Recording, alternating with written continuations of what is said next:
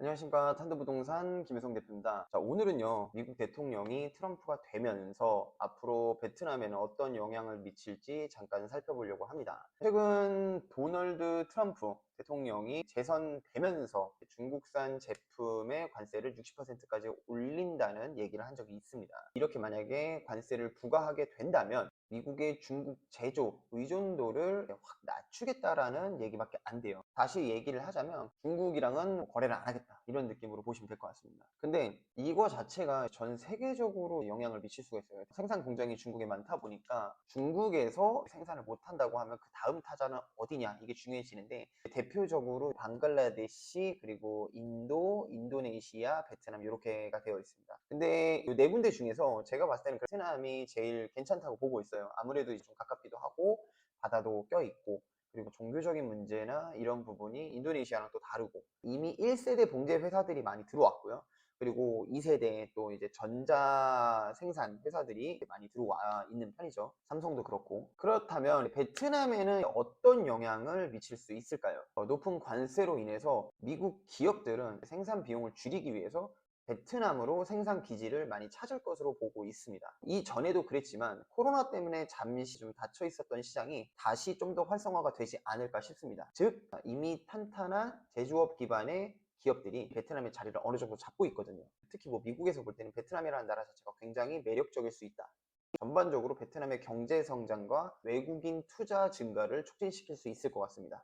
두 번째로는요, 기본적으로 중국에서 관세가 딱 높아지면 바로 베트남으로 넘어올 만한 기업들이 있습니다. 그 기업들은 뭐 호치민이나 하노이, 그리고 다낭, 또 하나는 뭐 하롱베이, 하이퐁, 이런 지역으로도 많이 유입이 될 것 같습니다. 그렇다 보니까 공장이나 창고, 사무실, 그리고 그들이 꼭 거주해야 될 만한 숙소, 이런 곳들이 필요하겠죠. 그러면 자연적으로 임대료가 상승하고 부동산 값이 전반적으로 좀 올라가지 않을까라는 이런 생각을 좀 갖고 있습니다. 세 번째로는요, 산업 분야만의 이야기는 아닙니다. 일단 외국인 전문가와 그리고 숙련 노동자의 증가로 주거용 부동산, 혹은 특히 고급 아파트나 빌라에 대한 수요가 좀 더 많아질 것 같아요, 앞으로는. 주요 도시의 부동산 가격이 수요가 공급을 초과함에 따라서 그게 상승할 것으로 보이고 있습니다.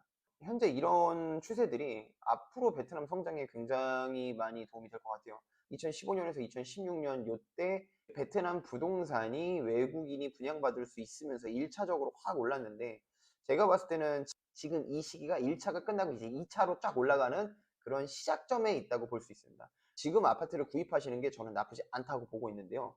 기본적으로 아파트 가격도 많이 변동이 되어 있는 상태입니다. 2019년 말만 해도 제가 그랬어요. 유튜브 영상에다가 지금 굉장히 많이 올라간 상태다, 꼭지다, 그래서 지금은 분양받으시는 거는 좀 아닌 것 같다, 뭐 사는 것도 좀 그렇다라고 얘기를 했는데, 2020년, 21년 요때는 매매만 하시는 게 낫다라고 말씀을 드렸었어요. 분양보다는 매매 위주로. 근데 지금은 조금 시장이 다른 게, 2019년 말에 부동산이 최대로 올라갔었던 가격과 지금의 가격이 굉장히 비슷해요. 이미 시간이 4, 5년이 지났잖아요. 4, 5년이 지나면서 코로나도 있었고 많은 인플레이션 현상들이 일어났었습니다. 그래서 굳이 딱 한마디로 표현을 하자면, 그때 당시에는 머리다라고 얘기를 하자면 지금은 한 허벅지? 뭐 허리? 이 정도라고 생각할 수 있을 것 같아요.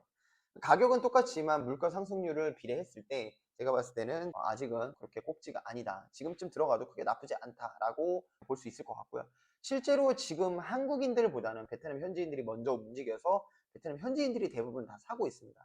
네 번째로는 하나의 도전 과제도 있을 거라고 보고 있어요. 아무래도 이 베트남이 급격한 성장으로 인해서 기존 인프라에 압박을 좀 줄 수 있는 상황이 될 것 같고, 그렇게 되면 자연적으로 좀 혼잡해지겠죠. 중저가 주택 시장에 주택 부족 문제가 발생할 수 있습니다. 이거를 해결하기 위해서는 정부가 좀 나서서 인프라 개발과 그리고 도시 계획에 신속하게 진행을 해야 될 것 같은데, 그게 아직은 제가 봐도 좀 부족할 것 같고요.